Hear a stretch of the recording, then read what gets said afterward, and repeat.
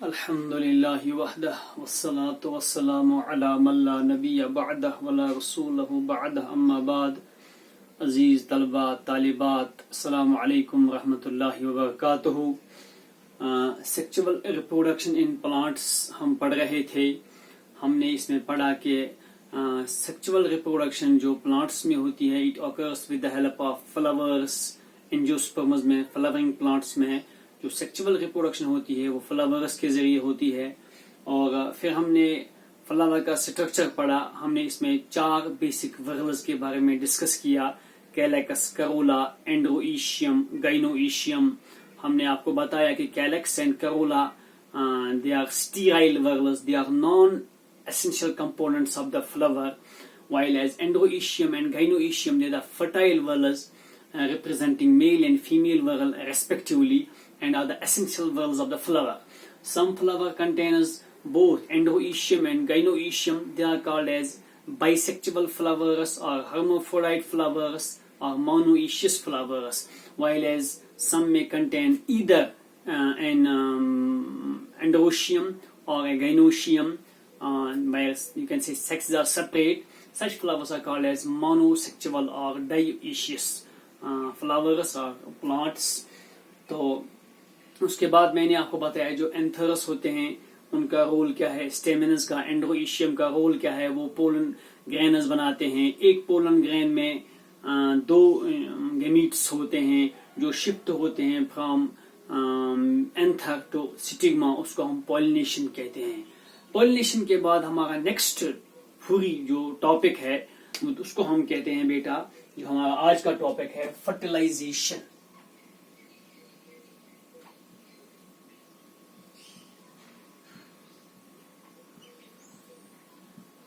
सबसे पहले what is fertilisation? It is actually the fusion of male and female gamete. The fusion of, rather more precisely I will say, the fusion of nuclei of male and female gametes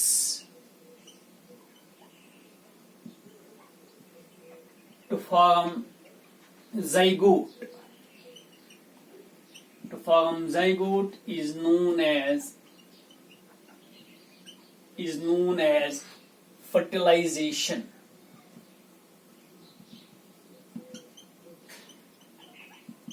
Is known as fertilization. जब male gamete का nucleus female gamete के nucleus के साथ, जब sperm का nucleus egg के nucleus के साथ फ्यूज होता है तो वहां पे जो स्ट्रक्चर बनता है, जाइगोट बनता है, इस फ्यूजन के प्रोसेस को हम कहते हैं बेटा फर्टिलाइजेशन। देखिए, आपने परसों पढ़ा पॉलिनेशन में यह है बेटा स्टिग्मा, यह है स्टाइल, और यह है ओवरी। और ओवरी के बारे में आपको बताया जा चुका है कि इसमें ओव्यूल होता है। मैं यहां पे एक रफ स्ट्रक्चर कोशिश करूंगा बनाने की। सॉरी,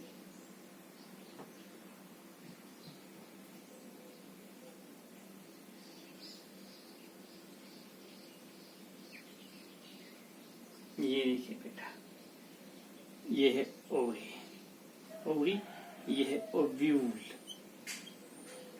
इस ओव्यूल में कुछ स्पेशल स्ट्रक्चर्स होते हैं।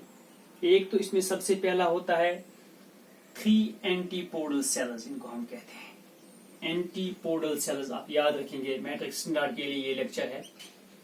एंटीपोडल सेल्स, इसमें बीच में एक बाइन्यूक्लिएट सेंट्रल सेल होती है। इसमें 2 न्यूक्लियस होते हैं, 2 न्यूक्लियाई होते हैं। बाइन्यूक्लिएट सेंट्रल सेल होती है, बाइन्यूक्लिएट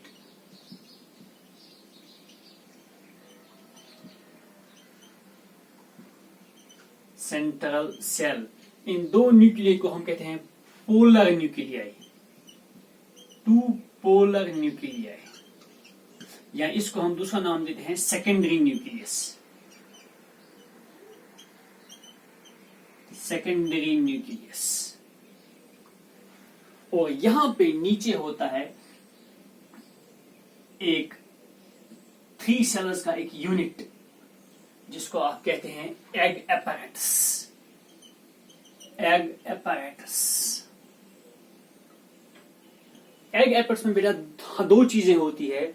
एक तो इसमें एग होता है, और दूसरा चीज बेटा इसमें होता है 2 साइनर्जिड्स। ये जो 2 सेल्स के साथ होती है इनको हम कहते हैं साइनर्जिड्स। 2 साइनर्जिड्स।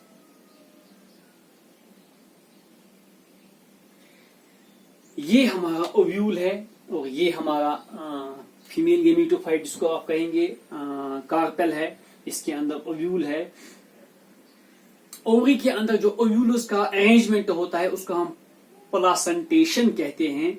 उसी पे डिपेंड करता है कि फ्रूट की शेप भी जो है, फ्यूचर शेप फ्रूट की, कोई फ्रूट गोल होता है, कोई लंबा होता है, कोई चौड़ा होता है, कोई ओवल शेप होता है। तो फ्रूट की जो शेप है it also depends on the shape of the ovary and the placentation. इसके अंदर जो ओव्यूलस का जो अरेंजमेंट है वो कैसा है।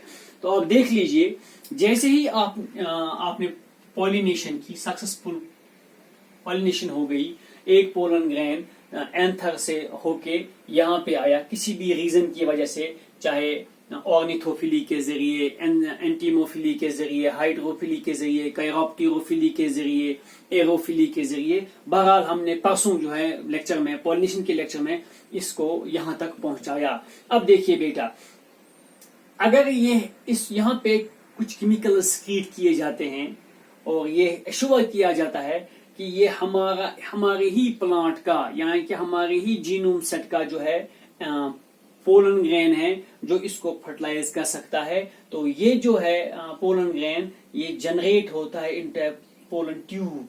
इसमें एक पोलन ट्यूब बनता है that passes through the style of the carpel. और इसकी जो मूवमेंट है, direction of movement, it is governed by some chemical substances secreted by stigma, style cells, and especially these synergids. So therefore the movement of pollen tube within the ovary and it is chemotropic movement। इसको हम chemotropic movement कहते हैं। ये है वो दो gametes जो ये अपने साथ कैरी करता है, and these 2 gametes they inter into the ovule. तो इसमें डिफरेंट एंड्स होते हैं ओव्यूल के। क्योंकि मैट्रिक्स सिंडार्ड का लेक्चर है, यहाँ पे मैं ज्यादा डीप नहीं जाऊंगा। यहाँ पे माइक्रोपाइल होता है, चिलाजा होता है, हिलम होता है। तो ये माइक्रोपाइल एंड से यूजुअली ये जो है पोलन ट्यूब, ये है पोलन ग्रेन। तो पोलन ग्रेन जर्मिनेट करता है on stigma. It grows pollen tube which passes through the style of the ovary and reaches the micropyle end and thereby enters into the ovary. Inside the ovule it swollens and then ruptures, releasing these 2 nuclei into this embryo sac inside the ovule। ठीक, अब क्या होता है ये बात बहुत याद रखने की है। एक जो है बेटा ये वाला एक gamete, male gamete, it fuses with this egg of the egg apparatus and forms zygote. The zygote undergoes multiple cell divisions and forms embryo. Embryo के बनने के बाद यहाँ पे इसकी ग्रोथ स्टॉप की जाती है। और ये जो दूसरा न्यूक्लियस ही होता है, gamete is a nucleus actually. जो ये दूसरा मेल गेमीट है, it combines with this binucleate central cell, 2 polar nuclei इसके साथ फ्यूज हो जाता है। इसको हम कहते हैं ट्रिपल फ्यूजन। और यहाँ पे ये 3N ट्रिप्लॉइड सेल बनाती है, जिससे फिर आगे जाकर एक न्यूट्रिटिव टिश्यू बनता है सीड्स में, जिसको आप कहते हैं इंडोस्पर्म। ये इंडोस्पर्म सीड अपने अंदर स्टोर रखता है, ताकि इस एम्ब्रियो की ग्रोथ के लिए, डेवलपमेंट के लिए जो इसको फूड चाहिए वो यही एम्ब्रियो इसको प्रोवाइड करता है, और यही इंडोस्पर्म इसको प्रोवाइड करता है। और इसी इंडोस्पर्म की वजह से हम सीड्स को ए पार्ट ऑफ फूड कंज्यूम करते हैं, because it is highly nutritive in nature. जिसका जो इंडोस्पर्म होता है वो बहुत ही न्यूट्रिटिव होता है, उसमें फूड स्टोर होता है कि बहुत सारे न्यूट्रिएंट स्टोर होते हैं जो आप इस्तेमाल कर सकते हैं अपनी बॉडी में। तो fusion of male gamete with the egg, इसको हम कहते हैं generative fertilization, and fusion of another male gamete with the binucleate central cell or polar nuclei or secondary nucleus, it is called as triple fusion, या इसको हम कहते हैं vegetative fertilization.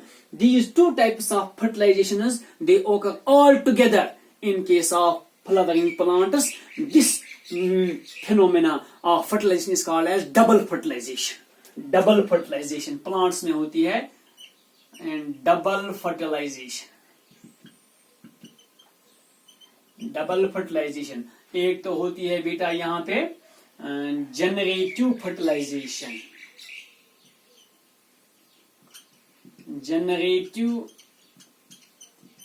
Fertilisation, और जो होती है दूसरी वो होती है वेजिटेटिव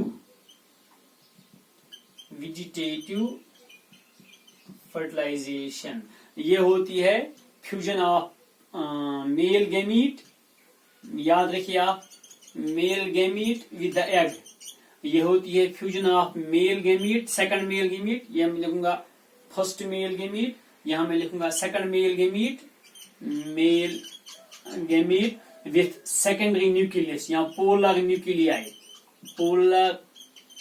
न्यूक्लियाई के साथ। यहां पे जो बनता है शाबाश, first male gamete and egg, ये बनाते हैं जाइगोट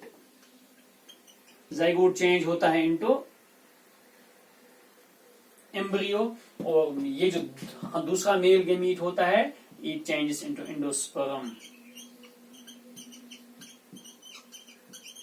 एंडोस्पर्म फिर आगे जाके कॉटलिडन्स बनाता है, और वो कॉटलिडन्स अगर एक हो तो मोनोकॉटलिडन, उसको हम कहते हैं मोनोकॉटलिडन प्लांट, मोनोकॉटलिडन सीड। अगर दो हो तो डाइकॉटलिडन्स उनको हम कहते हैं, डाइकॉटलिडन प्लांट। जैसे आपके बीन्स है इट इज डाइकॉटलिडन, आपका मेज है इट इज मोनोकॉटलिडन। तो अब देखिए मेरी बात ध्यान से सुनिए, जैसे ही फर्टिलाइजेशन कंप्लीट होती है उसके बाद क्या होता है, जो इंटीग्यूमेंट होते हैं external coverings of ovule, they become hard, और उसको हम कहते हैं टेस्टा। और जो अंदर वाली कवरिंग होती है इट आल्सो कवर्स, ये सॉफ्ट होती है, इसको कहते हैं tegmen, TUGMEN, testa and tegmen. They ensures the safety of the seed, ये सीड की सेफ्टी को इंश्योर करते हैं।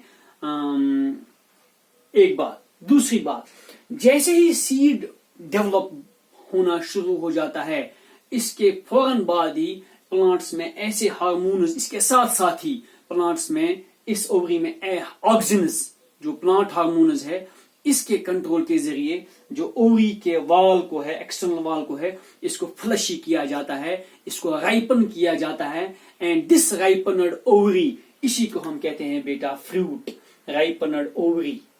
याद रखिए आप, नीट के हिसाब से बहुत इंपॉर्टेंट है, राइपनड ओवरी, इसको हम कहते हैं फ्रूट।